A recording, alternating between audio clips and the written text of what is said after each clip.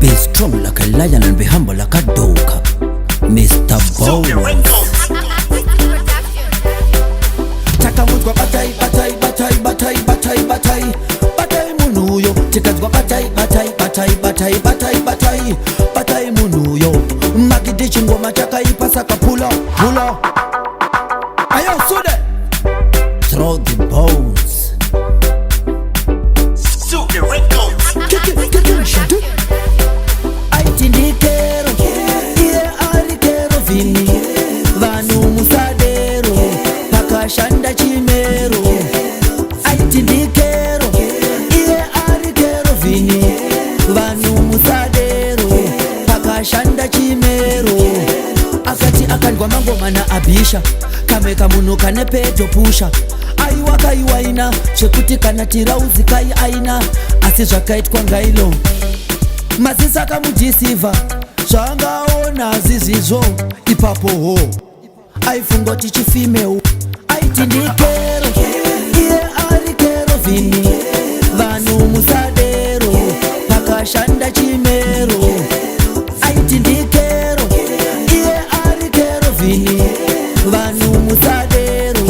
Pakashanda chimero. Anza akapeka pachi kungebete.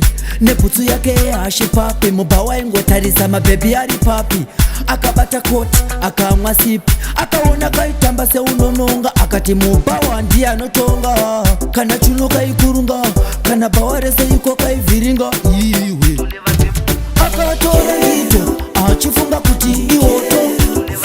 Kuwainirwa nengito. Achigaya kuti iwoto. Akatora ngito. Achifunga kuti iwoto. Kuwainirwa nengito. Achigaya kuti iwoto. Ekero. Iye arikero vini. Akati akandwa mangoma na abisha. Kameka muno kane peto pusha. Aiwa kaiwa ina. Shekuti kana tirauzi kai aina. Asi zvakaitwa ngailo. Masisa kamujisiva. Zvangaona zizizvo. Ipapo ho. Aifungo tichifimeu. Akazona chimeu.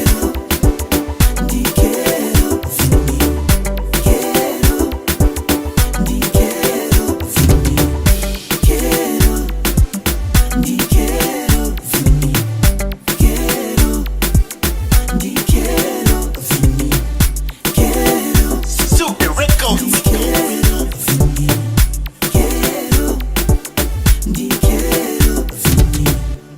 Zim Daily Upload.